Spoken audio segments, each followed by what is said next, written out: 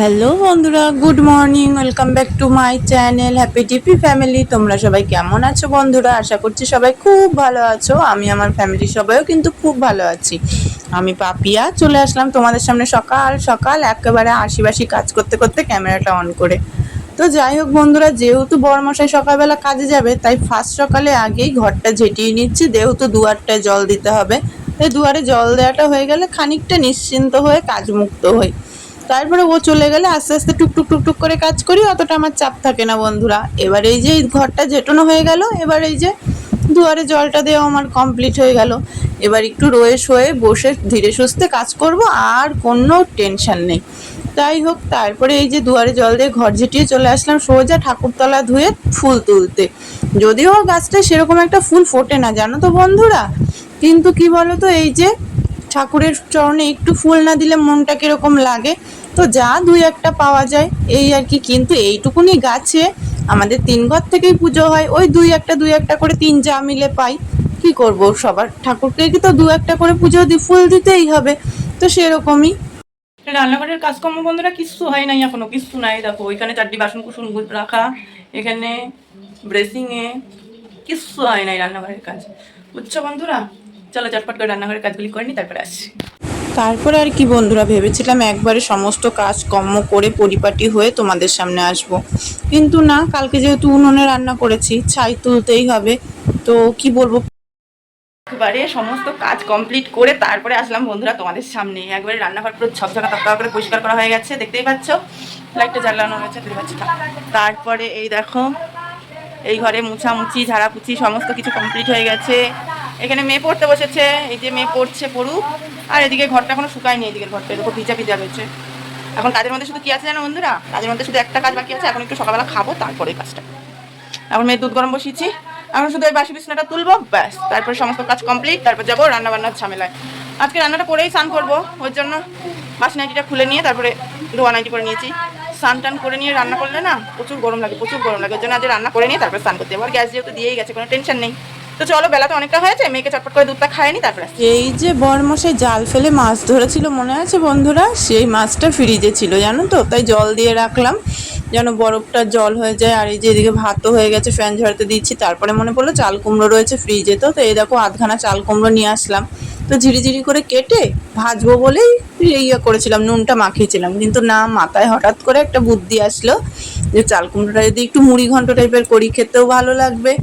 কিন্তু আমি কিন্তু তার আগেও জানতাম না যে আমি একটু মুড়ি ঘন্ট করবো। এ দেখো নুনটা মাখিয়ে ভালো করে ধুয়ে দিচ্ছি, কেননা যাতে জলটা ধরে গেলে ভাজতে একটু সুবিধা হবে। তো তারপরে জানি না নিজেরও কি মন হলো যে খেতেও একটু আলাদা লাগবে, তাই মাছটা ভেজে নিয়ে মুড়ি ঘন্ট করা শুরু করলাম। এই দেখো সেরকম যদিও বা বড় না, মুড়োটা ছোটই, তো তবুও একটু কাটাকুটা, মাছের কাটাকুটা পড়লে খেতে একটু অন্যই স্বাদ হয়। রান্না বান্না সমস্ত কাজ কর্ম কমপ্লিট হয়ে গেছে বন্ধুরা। রান্না করা, বাসন মাজা, ঘর ঝাড় দেওয়া, মানে রান্নার পরে যা যা থাকে সমস্ত কাজ কমপ্লিট। এখন শুধু বাকি আছে স্নান করবো, পুজো দেবো। তো তার আগে মেয়েকে ঘুম পাড়িয়ে যাবো। এই যে মেয়ে বিছনা করছে, নিজের বিছনা নিজে দেখো। তো এবার মেয়েকে আগে ঘুমটা পাড়িয়ে থুয়ে তারপরে যাবো স্নান করতে। স্নান করে এসে পুজো দেবো, পুজো টুজো দিয়ে নিয়ে তারপরে একটু বিশ্রাম। তো চলো মেয়েকে ঝটপট করে ঘুম পাড়িয়ে দিই। আমরা ক্যামেরা অন করে যদি কথা বলি মেয়ে আর ঘুমাবে না, মেয়ে অন করে তাকিয়েই থাকবে হাঁ করে। তো চলো মেয়েকে ঘুম পাড়িয়ে নিয়ে তারপরে স্নান করে একবারে আসছি। তো তার মধ্যে বর মশাই বাড়ি চলে এসেছিলো বন্ধুরা, আর মাঠে এই পাকাটিগুলো ছিল আর একদম শুকিয়ে খটখটা হয়ে গেছে। তো সেই পাকাটিগুলো বরমশাই বাড়িতে নিয়ে আসছে গাদা দেবে বলে।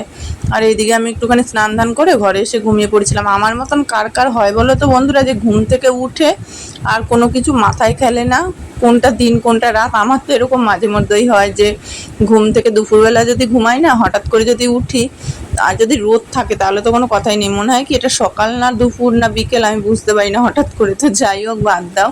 তো তারপরে বিকেলবেলায় দেখো বরমাসাই চলে যাচ্ছে কাজে, গাড়ির তেল শেষ হয়ে গেছিলো, তো তেল ভরে নিয়ে চলে যাচ্ছে কাজে। যদিও বা এই গাড়িটা আমাদের না, আমার বড় ভাসুরের, আমাদের গাড়িটা রয়েছে শোরুমে, তো কবে আনবে জানি না।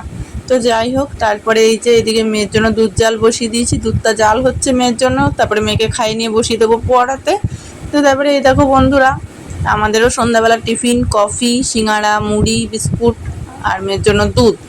আর এই যে আমাদের এদিকে তিশামণি জল ভরছে, ওর পেয়ে গেছে জল তেষ্টা, তো এই আর কি। তো তার জন্য জল ভরে নিচ্ছে, তারপর তোমাদের একটু হাই করে দিল।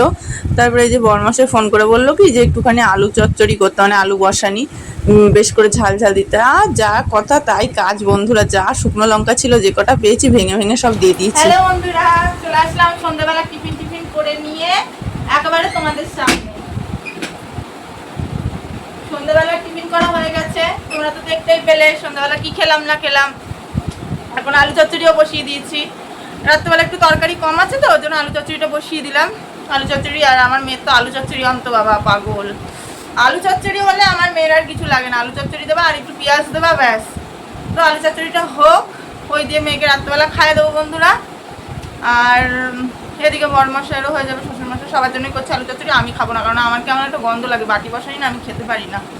তো যাই হোক বন্ধুরা, কেমন আছো তোমরা সবাই বলো। সন্ধ্যাবেলাতে একটু খুশি খুশি লাগছে, কেন জানি না, কিছু কী কারণে আমি কিচ্ছু জানি না, কিন্তু মনটা দেখছি অটোমেটিক খুশি খুশি খুশি খুশি খুশি খুশি লাগছে।